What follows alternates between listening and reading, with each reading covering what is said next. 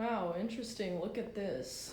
We got some stainless steel Nova 2s here. The label was replaced with a Go Green label, and I can't really tell what's under there in terms of the model number, but we're gonna try both of them out.